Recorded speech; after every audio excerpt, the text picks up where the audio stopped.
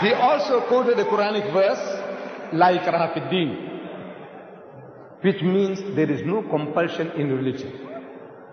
Compulsion is worthless. At the point of the gun or the knife, you force somebody to say, read the Shahada, the Kalima, the Creed of Islam, and the man is forced to read. What is it worth? Nothing. There is no compulsion in religion. But the insinuation is that the Muslims were doing compulsion.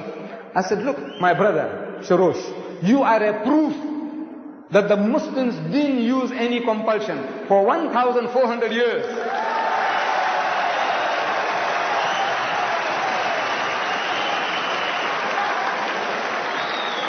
For 1,400 years, you and your other Christians, whom you now say number 14 million, they lived in our midst. In Egypt, the Muslims have been the overlord of that country for 1,400 years. For a few years, the French came, for a few years, the British came, but overall for 1,400 years, the Muslim has been ruling that land. And yet, today, you can boast there are 10 million Coptic Christians in Egypt. If there was compulsion of any kind, there would not have been a single Christian left in the country.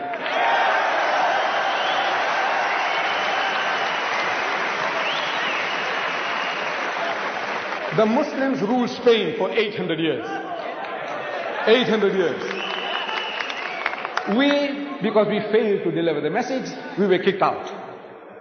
We were kicked out. Shame on us. We didn't fulfill our obligations. But if they had used any type of force, even economic force, for 800 years, there would not have been a single Christian left in the country.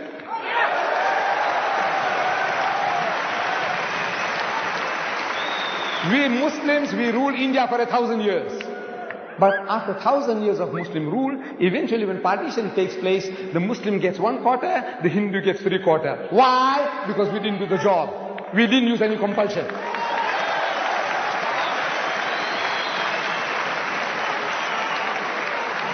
And which Muslim army went to Indonesia? Which Muslim army went to Nigeria? Which Muslim army conquered the east coast of Africa? Which Muslim army? Today, the Britisher and the American, he's coming towards Islam. I want to know what sword? What sword? What sword is the Muslim using? The sword of the intellect. George Bernard Shaw, he said, if any religion has a chance of conquering England, nay Europe, within the next 100 years, so that religion is Islam.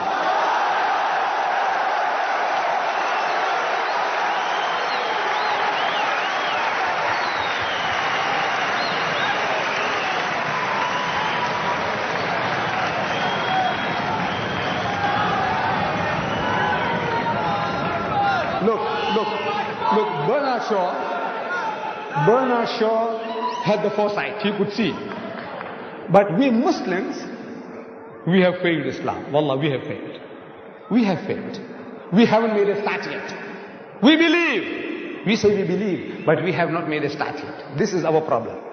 The destiny is ours. Wallah, it is ours. Allah says, لِيُزْهِرَهُ عَلَى الدِّينِ كُلِّهِ. He has given you a deen, a way of life that is the master, overcome and supersede them all, bulldoze them all, whether it be Hinduism, Buddhism, Christianism, Communism, Judaism, every ism.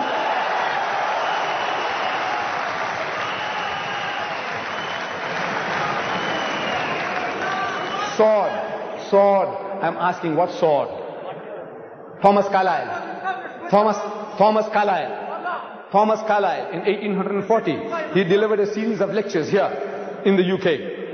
In England, Thomas Carlyle, one of the greatest thinkers of the past century. Thomas Carlyle. And he says, the sword. He said, the sword indeed. But where will you get your sword? He said, every new opinion at its beginning is precisely in the minority of one.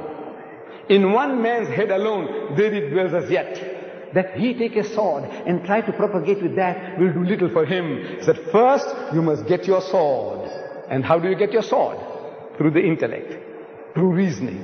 Udu ila sabili rabbika bil hikmati. Allah says, invite all to the ways of thy Lord with wisdom, the sword of the intellect of wisdom. Wal maw'izatil hasanati, and with beautiful preaching. Wajadilhum billati ahsan, and reason with them in the ways that are best and most gracious. This is the sword.